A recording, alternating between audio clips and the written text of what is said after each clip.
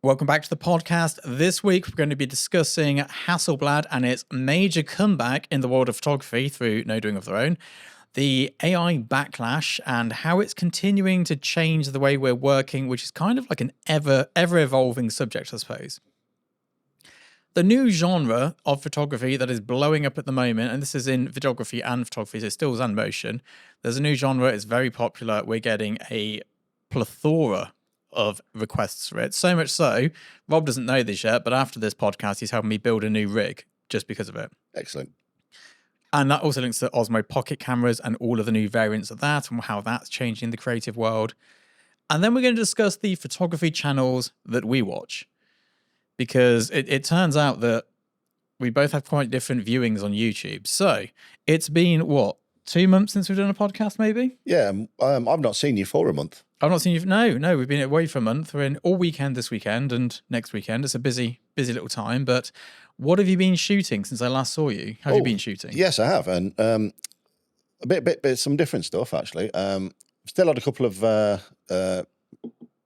function band highlight reels to do. Yep. Some of them very much on the jazzy big double bass kind of style, which are always fun.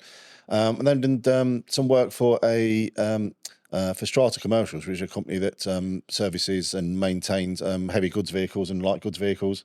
So we were there on site with actual HGV mechanics and what have you. So that was kind of fun. That's pretty cool. Yeah, it's kind of nice to do something different. Managed to get the drone out as well, so that was always nice. You know, when you get to pretend to be a pilot for 5 minutes. You know, that kind of we were discussing. We did some behind the scenes in here with the drone, didn't we? Years ago, and it looks really cool. And then we just never done. The only downside is the noise.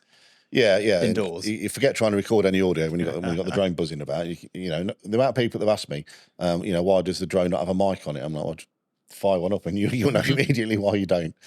It's like it's hard when you try and do like a music video. You've got to do the Team America secret signal on all the cameras first to be able to get the drone to actually sync up with it. Yes, yeah. There's a lot of they are cool. I like drones. I'm a big fan of drones. I think some of it's, if I see another twisty road through a foggy pine forest shot again, like I can live without that. Yeah, but I mean, there are some of them. I mean, they do add a lot of production value to things because obviously, historically, anything like that was shot on a helicopter, and that's really expensive. Yes, and that's something that's kind of been a massive change, I think, in the industry. And then obviously, as drones themselves have evolved, to the level where you've now got interchangeable lens systems and all the rest of it. Now, they're now a viable alternative to that for a fraction of the cost, even though some of them are still quite expensive on the grand scheme of things. But compared to like renting a helicopter for a week. Yeah, I mean, I remember going up in a helicopter to take stills, and it is terrifying.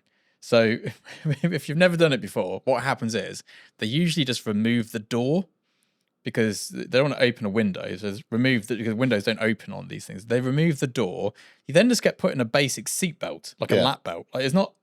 And you get tethered to the ceiling, which makes you feel a bit better. You can't have lens hoods or lens caps. You can't have anything that can fall off, because if it falls off, it gets sucked out and goes into the rotors. Yeah, and that's bad. Yeah, so you can't have anything like that. You have to have your cameras strapped on like you wouldn't believe. And it is all quite stressful. And then to get the shot, they pan the helicopter over, and literally your legs are just like dangling. You've been held in by a seatbelt, which I'm pretty sure you did the buckle up on. Wouldn't recommend. And they go so fast. You don't realize how fast they're going. Yeah. It's like 100 miles an hour. Just like, wouldn't recommend. Yeah, I mean, it's almost like the only thing missing is the M60 hanging off the side of it. It's kind of. It was definitely giving NARM vibes. Yeah, definitely. You got PTSD just from a shoot. So you can understand how the soldiers felt, in respect to all of them. So I went through a phase of using helicopters and bits and stuff like that for jobs. Again, production. I mean, I remember us having a helicopter on a shoot that we did. Yes, that was a nightmare. We had to comp it all together, didn't we? Because race horses. Yeah, the race horses did not like the helicopter. No, at all. So we had to do the race horses first and then get the helicopter to fly over second. But the light was changing so quick. Oh, by the minute, yeah. Didn't we have to tape every single flashlight we had together into one monolith of a light? Yeah. I mean, it was like. But then we lit it so much it looked fake. But we had to because it was just so blindingly bright. Yeah, and 2 minutes earlier it would have been the correct exposure. Oh, we had perfect light, but makeup was running behind. Considerably behind. Yeah. That was a fun day. That was years ago. Yeah, I remember the photo. It's like Paul and I with the test subjects, and we look like two guys from Storage Wars. I've got that picture actually. It might be on here. I remember that. Yeah. It's a good. I'm going to cough. Bear with me. I've been to London, so I'm ill. That's basically what happens. Standard. So you've been busy shooting, though? Yeah, I've been busy shooting. We've also been planning some new stuff on the way. So, to touch this wood, so some stuff involving witches and wizards and potentially Leicester Heritage. So very nice. That's cool. That's pretty quite good. looking forward to that. That's very much my vibe. Yeah, that's absolutely your street, isn't it? And then we're in here all weekend this weekend. We are, yeah, back to back this weekend. Yeah, podcast day today. Get a couple of podcasts out. Hopefully, start advertising Studio Access, which is a weird thing. So everyone on Studio Access so far has been kind of like, not people I know, but people in the community. Yeah. Whereas now we're reaching out to people who've never heard of me. And it's a bit scary, because what if they don't like it? What can you do? Anyone who's signed up so far knows who I am, knows what I'm about, and they're like, yeah, that's what I want in on. Coming off of the back of an advert, it's a bit more, I'll tell you what, filming adverts is a... Yeah, well, that was the last thing we did when I was here a month ago, was sorting out the advertorials for that, wasn't it? Yeah, it's expensive. You just have to spend thousands, and there's no point in doing it with less than thousands. Like, if you ever think, I should boost my Instagram post for $200, don't bother. Don't bother. Unless you're chucking in $5,000, it's not worth doing, because you get more views and more likes, but it won't convert to anything. You've got to put in thousands. So one of the things we're doing today is filming different adverts, and then also starting YouTube adverts as well for Studio Access, because Studio Access now allows us to do the podcast, because this is kind of the sponsor for the podcast. So for those who don't know, it's like a Netflix for photography. So you hop onto my website, you can get 7 days for free, and if you like it, you can continue. It's £20 a month. And we do things like a breakdown of a commercial job. I'll show you my raw files. I'll show you everything apart from how I price it, because legally I'm not allowed to. We've got how-to videos. Like, we've got one going up next week, which is how to price a job so that when the scope of the job changes, you don't lose money. So, for example, if someone goes, we need 20 shots doing, and you price it up and they go, we only got 13 now. How do you get that to a place where you're not going to be paying for it? We're discussing usage this week as well. We've got some information on like music videos on there, that sort of thing. We're going to be looking at some new lighting trends, and we're going to be looking at shooting various new genres. And a lot of it is looking at moving into video and motion as well, because that is now, you got to do it. If you're shooting stills and you want to make money, you got to do video as well. That's just So yeah, that's the sponsor today. There's always a link at the bottom, top pin comment. So come and have a look. 7 days. You don't like it, cancel it. It don't matter. Like, give it a go. It's all the stuff that I would never post on YouTube for free, basically. Well, yeah, and it's a lot more in depth than anything you post on YouTube as well. It's a lot more in depth. YouTube videos have to follow a formula. I'm sure people have clocked onto this by now, but you have a 30-second open loop on a YouTube video. It has to be packaged in a way that people will click on it. Like, there's all this stuff, and a lot of people don't like that, for one, and for two, it's not as useful. But if I posted this stuff on YouTube, no one would watch it. Therefore, I wouldn't be able to afford to have the time to make it. So that's why we do that. So yeah, it's been a busy summer so far then. And we've been pretty busy. I say pretty busy here, working 7-day weeks. It's been pretty busy here as well. We've been shooting a lot, working a lot. Can't tell you anything I've shot yet because it's not out. Shooting next week, got a 2-day shoot, stills only. It's for packaging, not shots. I never know how to describe it, because it sounds like I'm doing pack shots. It's not shots of the packaging. It's the shot that goes on the packaging. So, you know, when you go and buy like some noodles and there's the picture of the noodles, we're doing that. So there's 3 photographs per packet. There's one of the raw ingredient. There's one of it in situ. And then there's a creative hero shot on the front of the package, because they're leading with a creative first package, which not many people do. Normally they go very much, here's what you do with this product. Say it's pasta sauce. The serving suggestion. Yeah, here you have this. This is different. They've decided to go with a creative on the front of it, which I'm very excited about. It's got a 2-day shoot for that. Got a couple of other campaigns coming up. I was producing a shoot at Centre Parks last week. Oh, nice. Yeah. Which was in the middle of the Great British Heat Wave. I'm sure that was fabulous. It's horrific. It was a food shoot. One of our lovely photographers, Danielle Woods, shot it. Did a really good job, but it was like 40 degrees in there. It was horrific. It was absolutely horrific. Literally working in a greenhouse. Yeah, it was. Oh, it was so bad. Poor Teddy. Teddy's not been on. Well, he went for yesterday, but hadn't gone on a walk for 8 days at one point. Because once it goes over 22 degrees, you can't hack it. And at 3 a.m, it was 24. Still more, yeah. And this is Celsius for the Americans going, good Lord, it's like the Arctic tundra over there.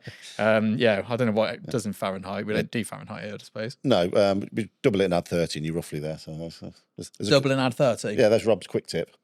That's good. So it's about 80. Yeah. 80 degrees Fahrenheit. it's horrific for us because, and what people don't understand is like it's not that hot. Like our houses are designed to keep heat in because historically it's cold. been freezing here. In the last 5 years, it has been hot. Real hot. Yeah, and again, we're looking at another record heat summer, so you know. I know. Oh, I'm over it. I'm over it. I can't wait for winter to come back round again. It is so hot, and we've got air conditioning in here, so it's not too bad. So apologies for the noise reduction being applied to this, but if we turn the air conditioning off, we will melt. But the office is warm. It's like a sauna. When you've got all the machines rendering in there, you've got chargers running in the batteries, like everything's just putting heat out. It's horrific. Yeah, it's been a busy one. We've been very productive, cracking on with work, having a pretty good time, really. Yeah. In London again, Thursday. I bumped into an old friend of mine on the way home, so we went for some cocktails. And then, met up with my agent, met up with another agent, actually. Not that I'm leaving my agent, but there was a bit of work there for me, so I went and met up with them. Went to Shoreditch, went to Soho, did all the usual spots. Didn't go to Soho House for the first time ever. Yes. Which is my usual spot to be in, but we went to a pub. We looked very out of place. It was... Well, I mean, your wallet will thank you for it, if nothing else. Oh, my word, yes. I'm overspending £300 per round of drinks. It was much better to spend 80. Still a lot of money for a round of drinks. But, yeah, there we go. That's where we are. I've definitely got a cough. There's going to be some editing here. So, Hasselblad. I have always wanted a Hasselblad camera. Always. I wanted a 500... Hasselblad is... Take away their technical ability.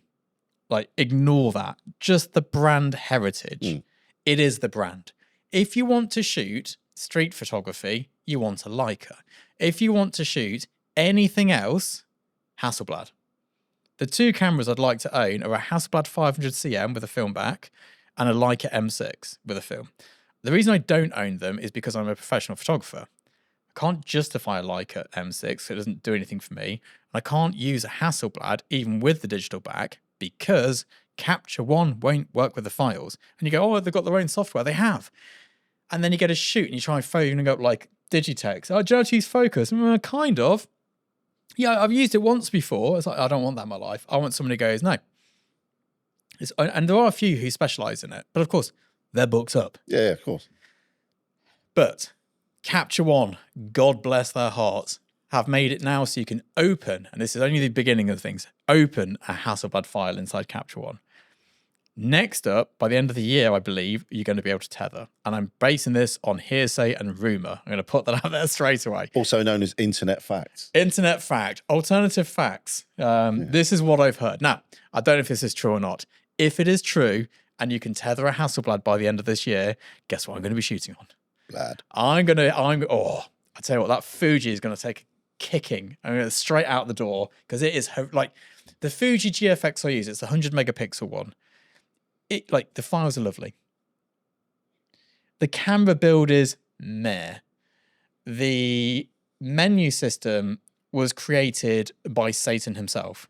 I have never seen anything as horrific as a Fuji menu system. No, I mean, it makes Sony positively ergonomic. Exactly. And that's saying something. It tethers as badly as Lightroom does. It's just, it's the same as Blackmagic. We use Blackmagic for video. They are, in terms of user friendliness and build quality, meh. In terms of image quality, absolutely banging. I would argue the menu system is the best in the industry, though.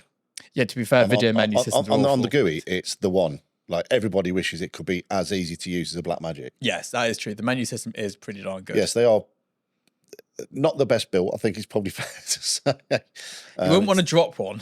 No. So, I mean, it's the first thing you do. Like, before you get it out of the box, you need to somehow shoehorn it into a cage. Yes, straight into a cage with rails that protrude very far in either direction, just in case. But I will be buying. So I'm not going to get one. Well, I probably will. The sensible choice is to buy the mirrorless Hasselblad.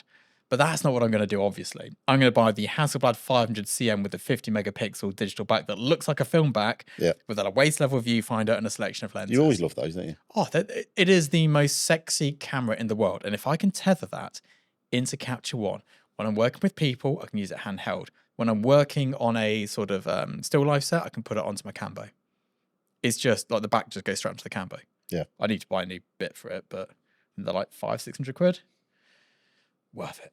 Yeah. Worth it. So I can probably get this whole Hasselblad setup for what, 6K? Yeah. I know it's quite a bit of money, but and I think at that point, Hasselblad. you've definitely achieved peak 90s fashion photographer vibes. Oh, absolutely. I'll be like, well, like David Bailey. I'll be like Rankin shooting my pot of tomato sauce. But yeah. Yeah. But it has been something that you've always lusted after. Always wanted one. And again, it's not the best tool for the job. However, I will be there. And also you have to wind it to reset the mirror. So even though you're not shooting film, we go clunk. It's still got the whole tactile. And I will be using that way. Yeah, still got kind of an analog feel to the proceedings. Yeah, I'm very excited by the potential to be shooting on a Hasselblad 500cm without it being an absolute mess. Now you can, and you can put the old Phase 1 backs were made for Hasselblad. So you could put like a P6. I think the P60 was the full frame Phase 1. Mm-hmm. So it used to be like, so you had the, back then, I can't remember when this was, but they made both fittings. They made one to fit the Mamiya 645 and they made one to fit the Hasselblad V, and they made another fitting for the H. And then Leaf did similar things as well. However, they're all CCD. Now, if I was going to buy a camera just for portraits, I would buy a 500cm with a CCD back today. But it doesn't make financial sense to spend that money on that because you can't. They do have live view, but if you've ever tried to use a CCD live view, it's like green and black. It wouldn't work on the Cambo. And I couldn't, well, I have been looking at them recently, like for $3,000, you can get a pretty cool setup, but I don't want all these different batteries, different cables, different lenses. I want a nice, succinct system. I think I can put the Hasselblad lenses on the Cambo. So I can sell my Cambo lens, buy the Hasselblad lenses, the Hasselblad back, and then also have the Hasselblad body and have an entire Hasselblad ecosystem for all of my work, whether it's portraiture or still life. Mm-hmm. I'm excited. That'd be a pretty cool camera rig, won't it? Well, yeah, it's kind of like your kind of holy grail moment, really. Yeah. And but if we can't tether it, we stick with the Fuji because the Fuji is the most. It's like buying a Volvo estate. It's not sexy, but it is the right car for the job. Yeah. So there's many Volvo owners out there. But, yeah. you know. Don't worry, I would absolutely buy. I'm the most sensible car buyer in the world. I'm like, this is a massive boot for the dog. Engine's good for 300,000 miles. Shaped like a Lego brick, so you don't waste any space with curves. Yeah, don't want any of that nonsense. Yeah, I'm really like utilitarian. So yeah. Although Volvo, I've been looking at a Volvo recently. There's one called a T6. Yeah. I mean, they're like the sleeper police cars, the area cars. Yeah. I was like, ooh, maybe. But no, I don't need a new car. Did sell my midlife crisis car though. Well, I mean, I'd argue that's your beginner's midlife crisis car. There's a new one on the way. Yeah, I mean, I imagine this time next year it'll be a Boxster Spider. So you know, watch your space, kids. There'll be me in my Boxster, Teddy in the passenger seat, and in the little bit in between will be my Hasselblad 500. I'm like, yes, made it. Yeah, midlife crisis activated. A couple of golf clubs sticking out the back. Yeah, it's got to be done. So that's the big Hasselblad news. I am very excited for this, as I'm sure is every digitech in the world and every photographer who bought a Fuji because Hasselblad made no sense in the tethering world. Yeah. It's good times, good times. So the AI backlash continues. Now, I filmed a video already about this. I don't know if it's out yet or if this is out before it, but I went to a post-production house that has an AI branch and they're busy. They're busy. Not doing any paid work, but they're busy. And the reason they're so busy is there's a problem. So are you aware of a bell-shaped curve? Yes. So Anderson-Darling bell-shaped curve is if you want to study something scientifically, you have to have enough of what's called a sample population. So say we're looking at photographers and what camera brand they use. You would eventually get enough people that when you plot it on a graph, it makes a bell-shaped curve. And at either ends, it kind of kicks up a little bit in the extremes. In an elite population, it does that. So I'm from a sporting background, so we're very skewness and kurtosis. And the problem AI has is this big bit, which is the majority of photography on the internet, sucks hard. So AI is learning from a majority of bad photography. And you're probably going, yeah, there's a lot of bad photography. You have no idea how much bad photography there is out there. So we were looking for a new drinks photographer to sign recently at Agent at Large. And we went into Google, first port of call, drinks photographers, UK. 10 pages in, they either had an agent or it wasn't what we're looking for. And the amount of mediocre work, and keep in mind, when I say mediocre here, once you're on the top page of Google, you're pretty business savvy and you're known as well, because it's not just you can just do some AI SEO and rank at the top. You've got to have been talked about on many different places to help with that. These are all good photographers. These are all in that top little peak at the very far end. These are all the outliers of the industry. The majority is not that. And that wasn't good enough to sign. The majority is awful. Like, your best photographer at a camera club isn't in the majority of photography. And AI doesn't know what's good and bad. You can tell it some rules, but no good photograph follows the rules. So they've got an issue now that what it perceives as good skin is basically go onto Flickr, type in frequency separation. Yeah. So it's a bit of a problem with that. And then every company at the moment is launching some sort of anti-AI ad campaign. The We're Real, The Economist, which is the pink color, is it pink or orange newspaper? Yeah, The Economist. I mean, I can't remember the last time I bought a papered newspaper. Yeah, it's the one that's a funny color compared to all the others. The Economist is, they're very good at advertising. They've done a whole thing on it. Polaroid did a whole thing on it. Like, all these brands do these massive campaigns on it's not AI, while simultaneously still keeping a foot in the door. Because I think you have to, like we do as well. We're always aware of what's going on. Oh, yeah, yeah. It's not like I'm just going to be like, oh, AI doesn't exist. Like, it does. It does, yeah. I use it, I probably test it like once a week. Like, see what's going on. I'm like, oh, let's give this a go. Let's have a go with this software. Let's try this. We've implemented some of it. We now do masking with AI because 8 times out of 10 it gets it right. And on the other 2 times we go manual.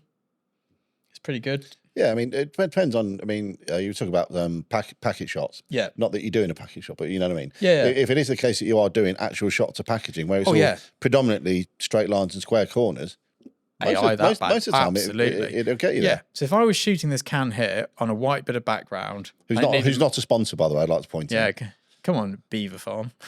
So in the UK, it's called Belvoir. There's a place in the UK called Belvoir Street and Belvoir Castle, but it's pronounced Beaver because we're English and we're weird. As you always see, like, someone who's not from around town going, do you know where Belvoir Street is? I'm like, it's called Beaver Street, mate. It's down there. Yeah. Why? It's British. I know. So if you're photographing this by itself, AI is cutting that out for you. And I'd almost be tempted. I wouldn't do an AI edit. I'd just shoot a test shot and let it do its thing. Yeah. Doesn't even need an edit. But if you're shooting and say these are photographs on here of these to go on the can, I would not use AI for that at the moment. Hopefully, though, it can replace humans, because who wants to sit there masking? Well, as someone who's not once but many times been tasked by you, of all people, to mask hairy fruit. Yeah. I wish AI could do that, because I never wanted to do that ever again. There's so many things in photography that we just don't want to have to do. Masking is one of them. So if AI could really focus its efforts on getting that right, that would be astronomical.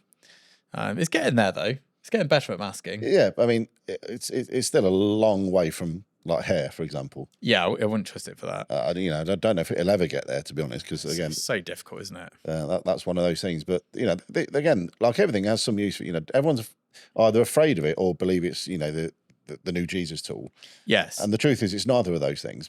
The only thing we can say with absolute certainty, it ain't going away.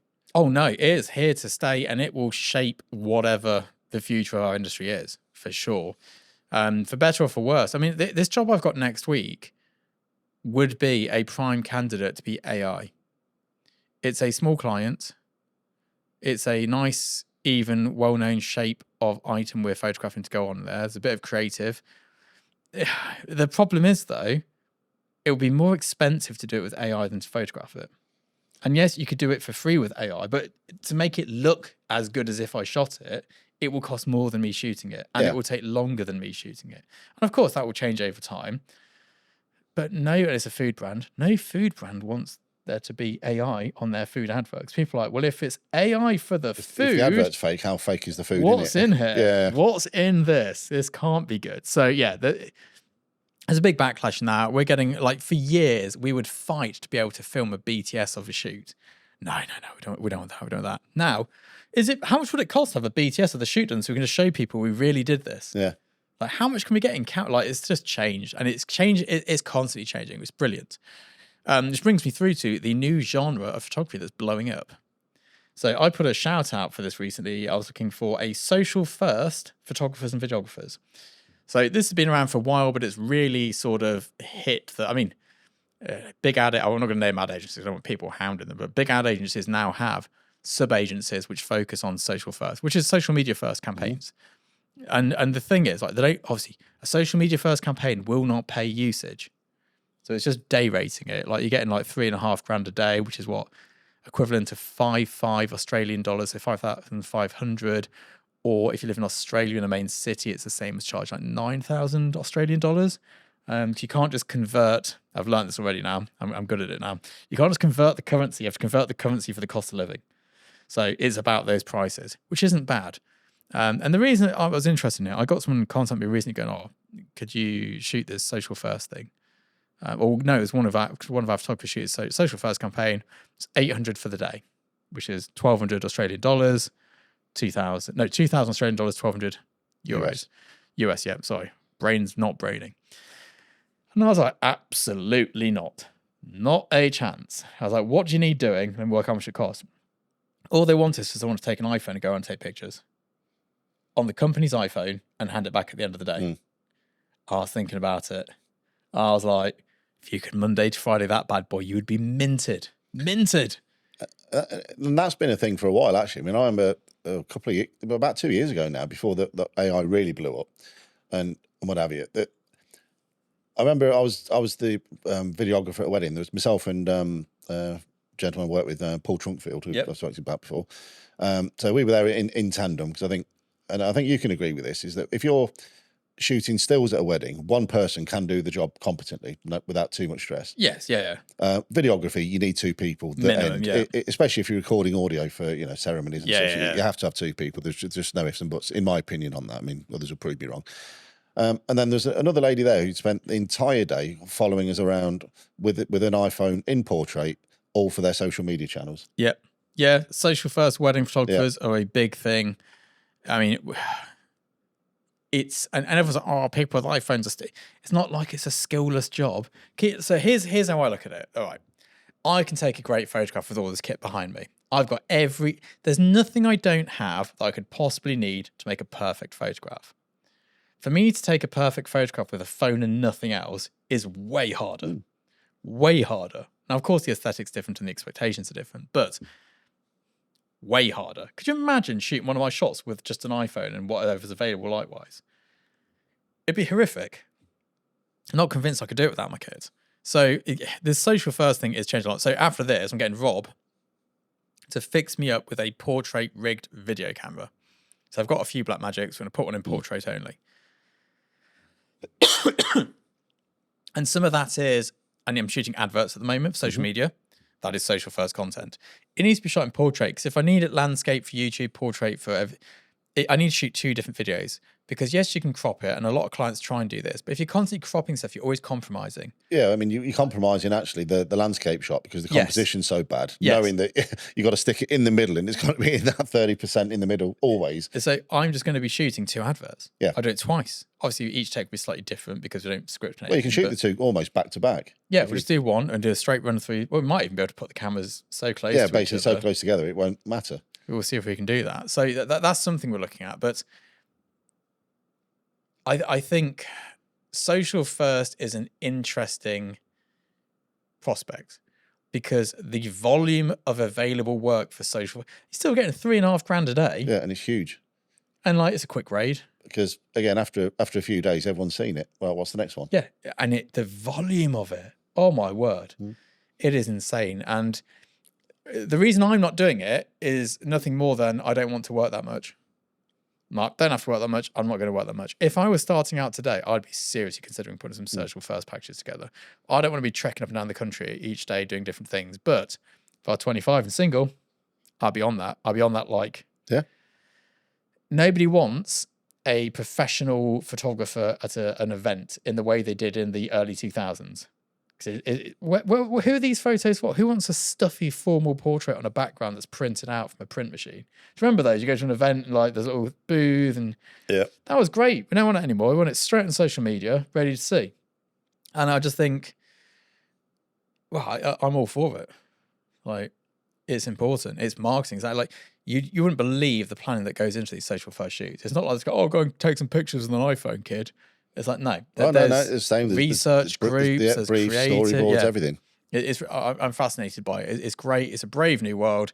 This is the Gen Z marketing platform, and I noticed it recently on TV adverts. So hair advert, Pantene. I'm sure it's Pantene. They had the usual shot at the start in the nice studio with the glossy hair. They had that little weird science bit they do with all the the animations and the molecules and whatever thing they claim the shampoo does. And then they had people speaking to iPhone. Now, of course, it was studio lit, and it might have even been shot on a real camera, but just downgraded to look like iPhone. But the audio changed. It was still good audio, but they changed it to give it more echo. Yeah. They made it sound like it was just like a real home video. Yeah, kind of. And yeah, it's got to be real. It's got to be attainable. It's got to be relatable, and it just has to be real. And again, this is why I don't feel threatened by AI, because social first advertising is so aware of how bad AI is that this is all they can do to make sure people go, this is a real product with real people. Let's buy it. Yeah. Let's get into that. Let's invest in that. That's what we want to be having. So that I am happy about. That I'm very pleased with.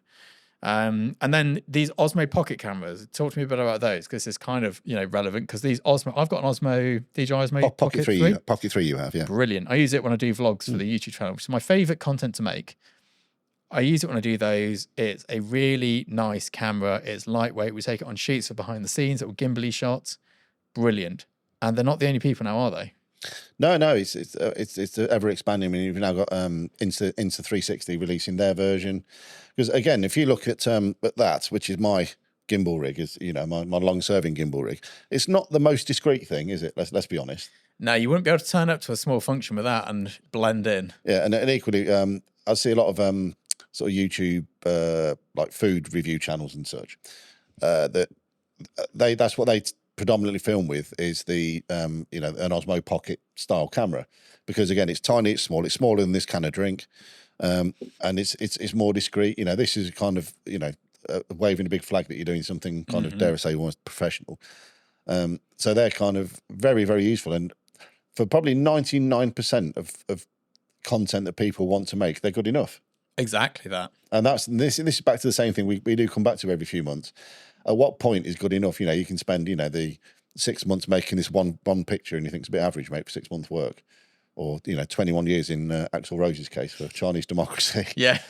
It just wasn't, the payoff wasn't worth it. And you're better off making more content. And again, especially now you get into the realms. I mean, even technically, where you've got ND filters available, so you can keep the frame rates correct.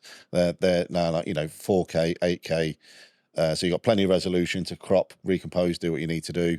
And also now shooting in 10-bit, true log formats. So again, they're very gradable. You can give it a nice bit of polish, or you can just slap a LUT on it and call it done. I mean, I use the built-in one from DJI. Yeah. I think it's looked better than anything I've tried to do separately. It's not bad. I mean, it's very difficult to get them to match other things, is the only real niggle I've found. Because I use mine in my drone, which is basically the same camera, but just airborne. And trying to get that to match these took a lot of work to finally get something that I was happy with. And I've been grading footage for years, and it's hang on, everything's different. It's not just just a case of move the white balance and it'll be fine. It isn't. There's a whole bunch of little nuances to get it to try and match. Something like a Blackmagic or Sony, whatever. So they kind of have their own little thing. But again, if you've got, say, like a DJI drone and an Osmo Action and an Osmo Pocket, and that's your ecosystem, that all the footage looks very similar across all of those. So that's will replace a lot of what you see around here, just in those three things. And you can do a full shoot on any of those things. You've got your crash cam, you've got your gimbal, and you've got your drone. What more do you need on most shoots? Exactly, especially doing event work. Yeah, event work, like that's like carrying. The thing is, if you carry your big rig around, people act differently when you come up to them.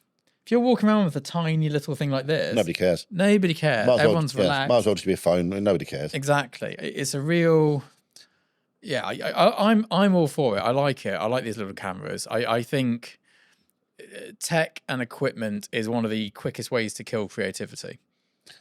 Obsessing on tech, yes. Yes, I mean, like all the kit I've got in here is lovely to own. It's lovely to have. Yeah, like I like having nice bits of kit, but it definitely I rely on the kit in a way that I'm like, yeah, I don't need to get creative. Like sometimes we're on location, like, oh, we need to work out a way to get this done because we can't.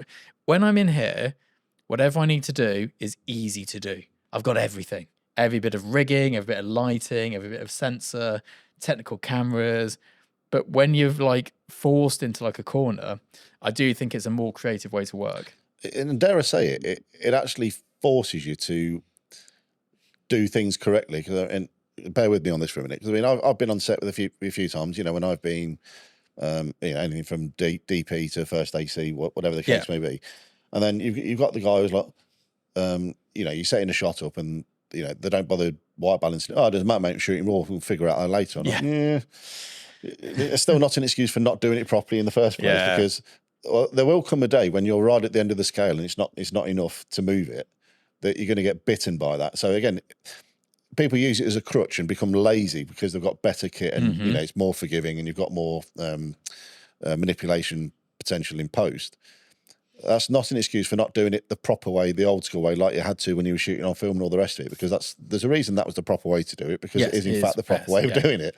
If you've got your exposure right, your white balance right, all that before you start shooting. Now, having all this additional manipulation is fantastic.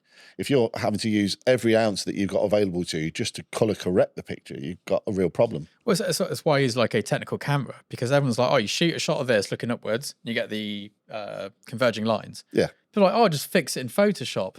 But it warps the text. And no brand who spent hundreds of thousands, if not millions, on their logo and branding wants it warping. Just use a technical camera. Just do it properly. Like, you can always tell when someone stretched pixels and warped something and like keystoned it and all the rest of it. Yeah, because again, it's one thing to capture it that way. It's another thing then because you literally are stretching pixels. Yeah. And that's the thing. So my thing is, the only thing you can do to an image in terms of its levelness and up and down and all the rest of it is the horizon. You can do that and crop in, and that's fine. Once you start doing fore and aft, you're stretching pixels. Once you're keystoning, you're stretching pixels. Every time I see someone hold a camera and they're not leveling it this way, just this, I'm like, this you can fix. This, forward and back, Yeah, that's more of a problem. This you can't fix. The only one you can fix is the horizon going up and down. Anything else, you're stretching, and it looks awful. It looks stretched. I mean, it's what at least in the film trade we call the Bates Motel shot. Yeah, because I don't know if people know the Bates Motel from Psycho is only actually a 2/3 scale building sat on top of a hill, but because it's shot up that way, and that was very deliberate, and it looks huge. But it isn't. But that's kind of, again, bit of trickery, bit of movie magic, as we say in the trade. But again, it was made to have those converging lines and that almost surreal look and aspect to it to make it more foreboding and more sinister. And you don't want that for a kind of beautiful lime and yuzu alcohol-free mojito. Yeah. Absolutely. So there we go. So last topic of the day, photo channels. We were discussing earlier YouTube. What I'm going to do is going to open up my YouTube homepage here. Just looking at this for a reference to where the cameras need to be. So, which photography channels do you listen to? These days, very little, actually. The one I still follow and will always do, just because I find their content quite interesting, is Mr. Philip Bloom. See, I like Mr. Philip Bloom a lot. I don't watch his videos very often because I'm not into motion as much, but I now have started to watch his videos because now I am into motion much more. And the good thing about coming in someone like him later is there's loads of videos. There's the back catalogue, which is lovely to find. I mean, come for the videography tips and stay for the cats. I think that's what we learned from Philip Bloom. Exactly. And then, I used to watch a lot of Carl Taylor.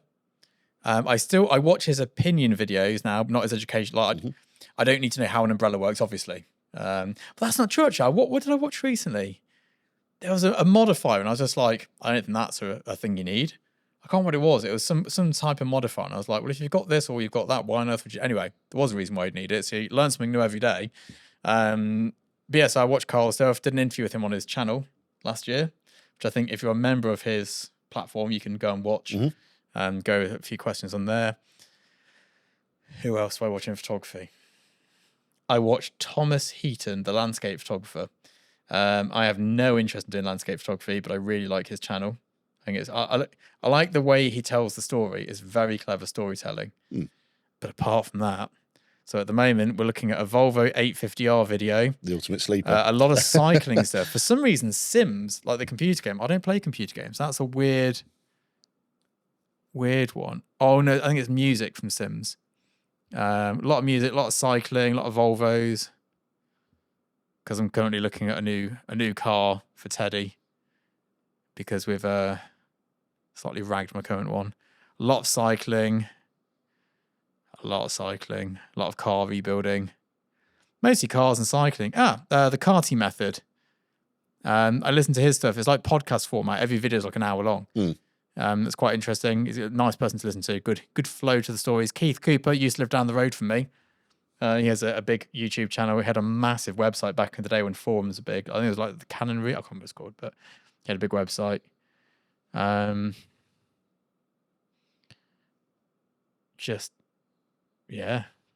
Not photography really. Back in the day though, when I started out, I listened to a lot of photography channels. We had, I'm going to pronounce his name wrong, Zach Arias. Zacharias. Arias, there we go. Loved his channel, very good. Really liked that.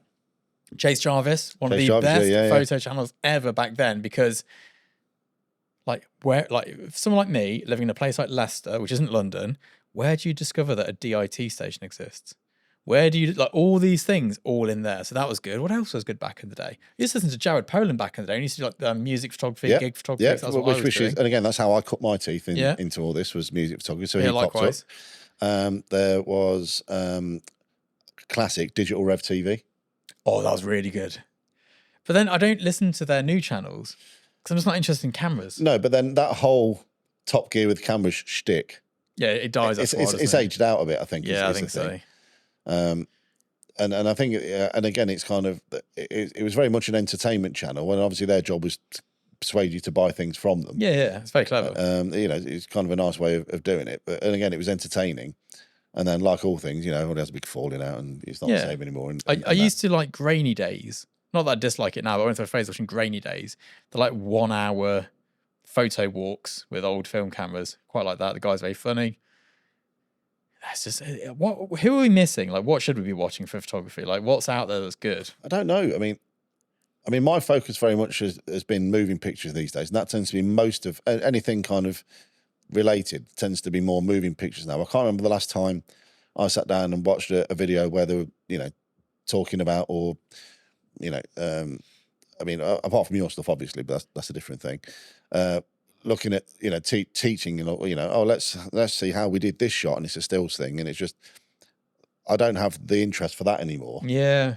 Whereas I'm always very interested in kind of, what you always learn something when you're watching like a videography or cinematography channel, even if it's just, again, back to the whole behind the scenes thing again, like you're showing things, you're like, oh, hang on, right. There's always a little nugget of gold in what's in that all video? these. Make Art Now. Do you watch him? Yes, I do watch him. Brilliant channel. He was great. But he doesn't make them very often, so he doesn't show up on my feed. And every now and again, I suddenly remember him, like, oh, do you know his video I watch every time a new one comes out? Peter McKinnon. And I think, like you said, like I wouldn't really go to YouTube today to learn photography, because I'm obviously at a point in my career where I know the technical side. I don't believe I've come across anything really technically where I'm just like, oh my God, what's this? Yeah. So I know most of that. I spent a good amount of time learning that sort of stuff. But I do think Peter McKinnon makes the best YouTube videos. Yeah. Like, for entertainment purposes, they are up there with the best. And then I watch a lot of the Lantern Rouge cycling videos and podcasts.